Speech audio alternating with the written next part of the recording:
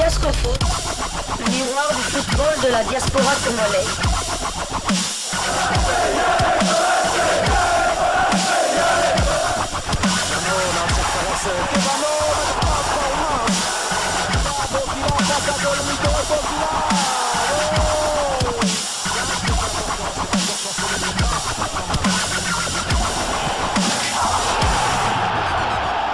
Diascofoot, le miroir du football de la diaspora congolaise. C'est l'heure de partager avec vous quelques news que nous avons pu récolter pour vous, des news concernant certains de nos internationaux, des binationaux qui se sont illustrés dans leurs clubs respectifs. Et pour le numéro d'aujourd'hui, nous le débutons par l'Arménie, où Dieu merci Mbokani quitte officiellement la formation du FC Noah après seulement une saison. La nouvelle n'a pas été annoncée par les deux parties, mais tout porte à croire que cette collaboration vient de prendre fin. Le championnat arménien a déjà démarré depuis 3 journées et l'attaquant international congolais ne figure pas sur les feuilles de match. Et avant l'entame de la saison, il n'a pas participé à la séance officielle de présentation du nouveau maillot de l'équipe et à la photo officielle de l'équipe. Alors qu'il avait participé au stage de pré-saison avec l'ensemble de l'équipe, ce sont des signes avant-coureurs qui ne trompent pas car ça prouve qu'il y avait des soucis sur ce point-là. Arrivé en 2023 au sein de cette formation, l'ancien attaquant de Baylor n'aura disputé que 10 matchs pour 2 buts marqués seulement et 3 passes décisives. Il a été cité du côté de Beveren en Belgique, un club où il jouait la saison dernière. Mais malheureusement, le transfert n'a pas pu être fait lors des ultimes heures du mercato. Les valises de Dieu merci Mbokani étaient prêtes, mais apparemment tout n'avait pas été fait correctement. Le contrat de Mbokani avec le club arménien de Noah aurait été résilié tardivement. Que va faire maintenant Dieu merci Mbokani? Arrêter ou continuer? C'est la question que nous nous posons et nous pouvons dire que seul Dieu pourra répondre à cette question. Rappelons que Dieu merci Mbokani a joué à Baylor, Mazembe en RDC, Anderlecht, Standard, Antwerp, Beveren en Belgique, à Monaco en France, à Wolfsburg en Allemagne, au Dynamo Kiev en Ukraine, à Norwich et Hull City en Première Ligue, au Koweït City au Koweït et dernièrement à Noah en Arménie. Nous lui souhaitons de trouver un nouveau club et lui dire bonne chance. Bon, c'est vrai que Dieu merci Mbokani le 22 novembre aura 39 ans. Mais s'ils se sont capables de jouer encore, pourquoi pas? On voit bien du côté de Porto, Pepe, l'international portugais Pepe, qui a 40 ans, 40 ou 41 ans, qui joue toujours à haut niveau. On voit aussi CR7, même génération que Mbokani, il est né en 85, CR7. On voit aussi Luka Modric à Madrid, qui sont toujours en course. Donc pourquoi pas, si Mbokani se sent apte à continuer, pourquoi pas? Dieu merci Mbokani, la légende RD congolaise, personne n'a marqué autant de buts ou plus que lui en sélection. Il a signé 22 buts en équipe nationale, mais il n'a pas beaucoup joué, Dieu merci Mbokani. Donc la carrière internationale était en tout cas un tout petit peu bousculée par des suspensions, par des décisions aussi personnelles. On se rappelle qu'il a pris plus d'une fois sa retraite internationale, mais il est souvent revenu, un joueur patriote aussi que nous aimons beaucoup. Dieu merci Mbokani, vous l'avez rappelé, qui aura en tout cas 39 ans, le 22 novembre prochain. Il est né le même jour que notre confrère ici, le Moudjahidine du sport congolais, que nous saluons. Alors nous quittons l'Arménie et Dieu merci Mbokani. Nous allons cette fois du côté de la France.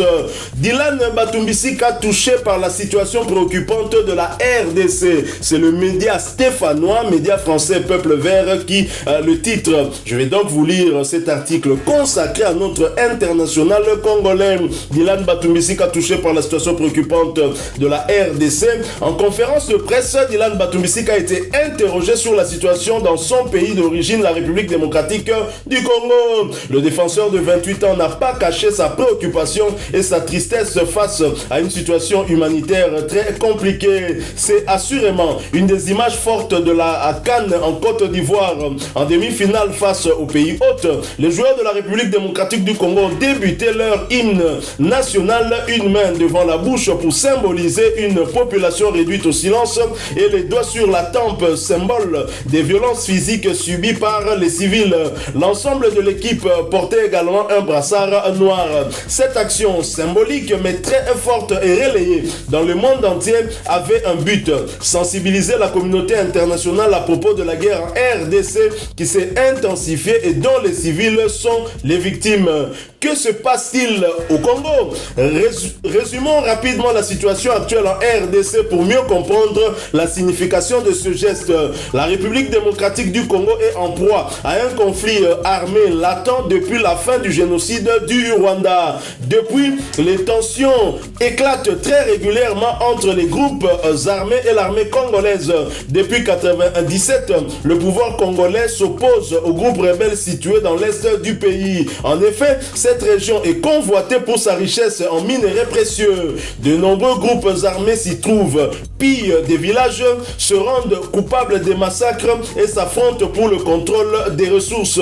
Le principal groupe armé est le M23, mouvement du 23 mars fondé en 2012 et à majorité Tutsi. Après un cessez-le-feu de plusieurs années, les milices de ce groupe se sont réveillées à la fin 2021. Ils gagnent aujourd'hui du terrain, contraignant les populations à fuir la RDC et l'ONU, et l'ONU accuse le voisin rwandais de soutenir activement le M23. Les violents affrontements entre les groupes armés de l'armée congolaise, aidés par le Burundi, des milices privées, des soldats de la communauté des pays d'Afrique australe, donnent lieu à des massacres. Le regain de tensions récents aurait provoqué le déplacement de près de 7 millions de civils. Dylan Batumbisika sensibilise à la situation dans son pays d'origine. Dylan Batumbisika, défenseur central qui évolue du côté de l'AS Saint-Étienne. C'est difficile en tant que Congolais d'origine, mes parents sont nés là-bas, de voir ce qu'il se passe actuellement au Congo. Avec l'équipe nationale, j'ai été fier de faire partie de cette équipe parce qu'au final, on a fait une chose forte avec ce signe lors de l'hymne national en demi-finale. C'est quelque chose qui me touche personnellement. J'essaie en tant que Congolais de rendre fier mon pays par les performances qu'on peut faire sur le terrain, mais aussi en dehors, en apportant mon soutien, que ce soit sur les réseaux sociaux ou quoi. C'est quelque chose qui me tient à cœur en tant que Congolais et j'espère qu'on se fera entendre et que mon pays sera aidé. On est éloigné de la situation, mais maintenant, il y a toutes les nouvelles, les news, les réseaux sociaux. On arrive à être vite au courant de ce qu'il se passe. Je ne connais peut-être pas les profondeurs du problème, mais ce que je sais, c'est qu'il y a beaucoup de personnes qui souffrent. Et si on peut leur venir en aide en le signalant dans le monde, ça peut faire avancer les choses. Voilà, Dylan Batumbisika qui s'exprimait sur la situation préoccupante à l'est du pays, la situation sécuritaire. Et moi, je suis très content et ça, c'est aussi la conséquence de ce geste que notre équipe avait posé lors de cette demi-finale contre la Côte d'Ivoire. Geste dont on se rend compte maintenant que ça a porté des fruits puisqu'on en parle. Si ce média a eu à nous retracer un tout petit peu l'historique du conflit et qui a débuté, c'est vrai, avec l'avènement de Paul Kagame au Rwanda, mais surtout après avec l'avènement de l'AFDL ici en République démocratique du Congo, je pense avec ce genre d'intervention de Dylan Batumbisika, ça peut encore aider à vulgariser cette situation difficile que nous vivons ici en République démocratique du Congo. En tout cas, je suis très fier de lui, surtout que c'est un binational qui est né loin de son pays d'origine, mais qui s'approprie cette situation et qui se sont touchés, et c'est une bonne chose. Tout à fait. Rappelons que ce geste a été initié au départ par Cédric Bakambu, qui l'avait commencé, je crois, lorsqu'il jouait du côté de l'Olympiakos ou à Marseille. Et puis depuis le match, la demi-finale contre la Côte d'Ivoire, ce geste est devenu carrément viral. On voit que des médias internationaux qui n'en parlaient pas, qui commencent à en parler, on voit des joueurs binationaux faire ce geste, on voit même des joueurs binationaux mais qui jouent pour des pays étrangers comme Romelu Lukaku qui a fait ce geste, et la télévision belge on a parlé, on a expliqué pourquoi il a fait ce geste là. Donc c'était vraiment un geste qui sans rien dire, mais un geste qui parle beaucoup. Des artistes et musiciens binationaux également, c'est... Tout à fait. C'est vraiment une bonne chose. Alors poursuivons avec, avec ce tour d'horizon et nous allons cette fois du côté de l'Angleterre pour quelques nouvelles en bref. Grady Diangana figure dans l'équipe type de la 36e journée de Championship. Cette saison, il a marqué 7 buts et délivré 4 passes décisives en 31 matchs. Grady, qu'on a vu brièvement à la CAN contre l'Égypte en 8e de finale. Et puis qu'on a vu, il était titulaire aussi lors du match de la 3e place contre l'Afrique du Sud. Pour moi, Grady a bien que je ne l'ai pas trouvé terrible contre l'Égypte.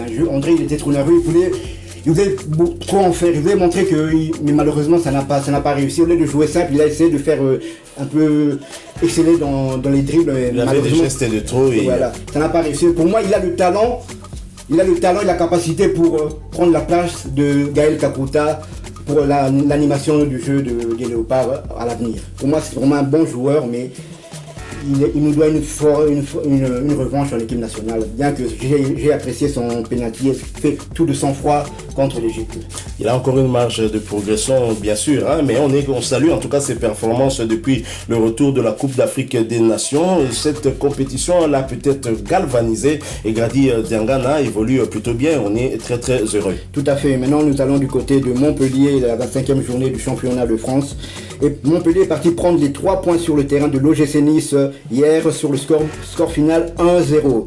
Dimitri Berthaud, comme à son habitude, a été une fois de plus pas sur le terrain. Ces stats sont simples, 0 minutes jouées en 21 matchs. Dimitri a plus joué en équipe nationale qu'avec son club de Montpellier. Donc il a joué les matchs amicaux, je ne sais plus contre qui, et puis il a joué le match de la 3e place contre l'Afrique du Sud, le match où il a réalisé un clean sheet, il n'a pas encaissé de but. Donc il a joué un match officiel avec les Léopards, il n'a pas encaissé de but. Ce sont des bonnes stats pour un gardien de but, on espère pour lui qu'il sera dans les perches au début du mois de juin face au Sénégal. Rappelons que Lionel Passinzao est blessé et qu'il ne pourra malheureusement pas jouer cette rencontre-là.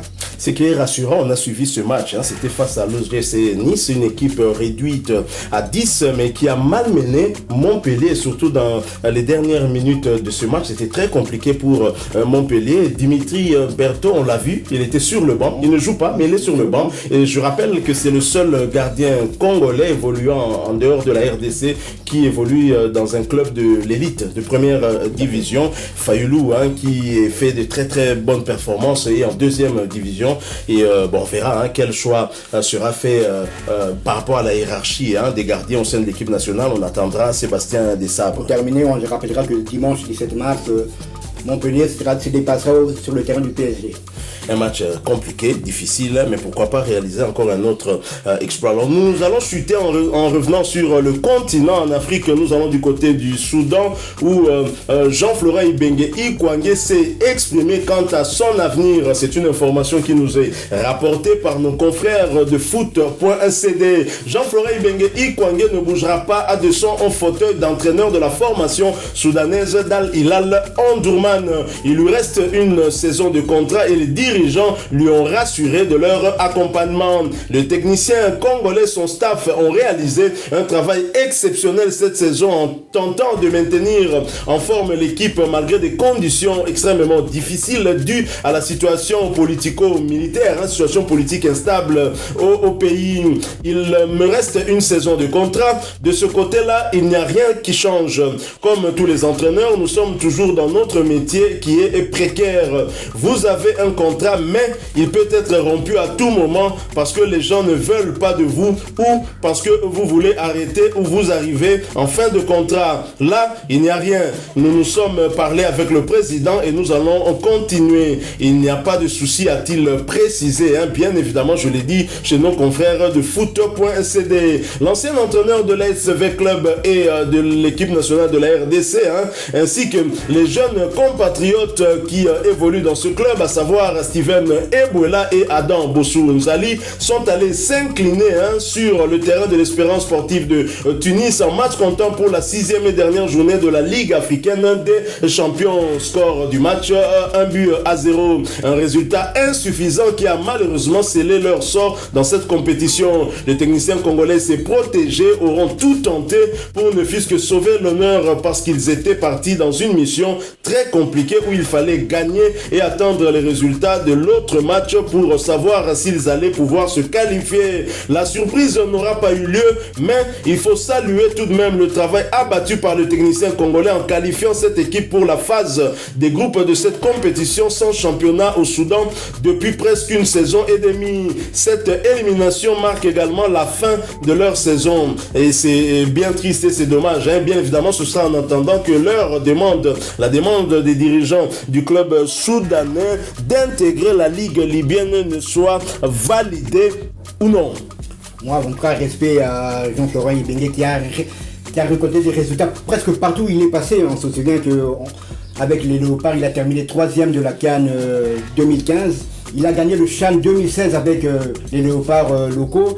Et il a emmené Vita Club en finale de la Ligue des champions africaine. Même si Vita n'a malheureusement pas gagné cette compétition, mais Vita est arrivé en finale, c'est plus vu depuis des années. Et à Berkane au Maroc, il a remporté la coupe de la CAF si mes souvenirs sont bons. Et là on voit que dans un pays comme un pays en guerre comme le Soudan, il a quand même réussi à atteindre la phase des poules avec son club. Donc je n'ai qu'un mot pour Jean-Florent Ibenge, c'est respect.